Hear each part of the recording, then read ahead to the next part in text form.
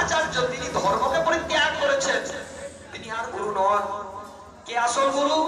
এই চৈতন্য ভাগবতে চৈতন্য চরিতামৃতে শাস্ত্রে বলা হয়েছে, কিবা বিপ্র কিবা নাস্তি সূত্র জ্ঞানে নয়, যে কৃষ্ণ তত্ত্ববিদ্যা সেই গুরু হয়। বলে গুরু হতে গেলে ব্রাহ্মণ হতে হবে, উপাধি থাকতে হবে চক্রবর্তী, ব্যানার্জি, ভট্টাচার্য, মিশ্র, ওঝা, তেওয়ারি, এরকম কোনো কথা শাস্ত্রে লেখা নেই। কিবা বিপ্র, বিপ্র না হতেও পারে, ব্রাহ্মণ না হতেও পারে। কিবা নাস্তি, গুরু হতে গেলে যে সন্ন্যাসী হতে হবে, ব্রহ্মচারী হতে হবে, এরকম কোনো কথা শাস্ত্রে লেখা নেই। কিবা বিপ্র কিবা নাস্তি সূত্র জ্ঞানে নয়।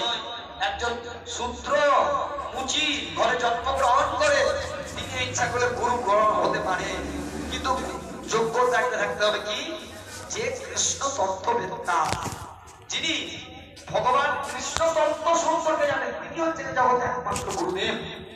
আর গুরুদেব কি করবে? সেটা চৈতন্য ভাগবতে চৈতন্য মহাপ্রভু হরিদাস ঠাকুরকে তিনি আহ্বান করছেন। ভগবান শ্রী চৈতন্য মহাপ্রভু তিনি হচ্ছেন ব্রজেন্দ্র নন্দন শ্রীকৃষ্ণ। তিনি এই জগতে এসে তিনি চলে গেছেন পুরীতে। পুরীতে তিনি বসবাস করছেন, সেখানে নিত্যানন্দ গেছে আর হরিদাস ঠাকুর গেছে। কিন্তু মহাপ্রভু কি ভাবছে, সবাই যদি সন্ন্যাস গ্রহণ করে তাহলে গৃহস্থরা ভাববে কি, এই বৈষ্ণব ধর্মটা হচ্ছে সন্ন্যাসীদের ধর্ম, কেউ বৈষ্ণব ধর্মটা কেউ গৃহস্থ ব্যক্তি আচরণ করবে না। তার জন্য মহাপ্রভু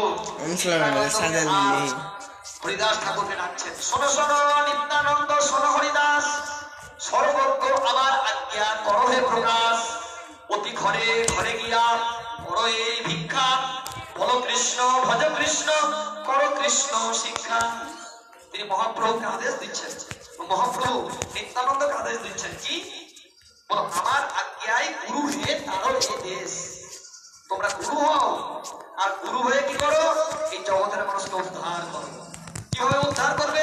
প্রতিটি ঘরে ঘরে গিয়ে টাকা চাইবে না, বুঝতে পারছেন? আজকালকার বেশিরভাগ লোকেরা কি করে, টাকা চাইবে না, কি চাইবে? বলো কৃষ্ণ, বুঝতে পারছেন?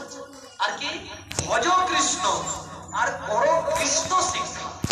অর্থাৎ ভজনা করো কি, হরে কৃষ্ণ কৃষ্ণ কৃষ্ণ হরে হরে, হরে রাম রাম রাম হরে হরে, এটা ভজনা করো, ভজ ভজ কৃষ্ণ। আর এই কৃষ্ণ শিক্ষা তুমি বলো কৃষ্ণ ভজ কৃষ্ণ করো কৃষ্ণ শিক্ষা। এই গীতা ভাগবতের শিক্ষা তোমরা প্রচার করো জগতে।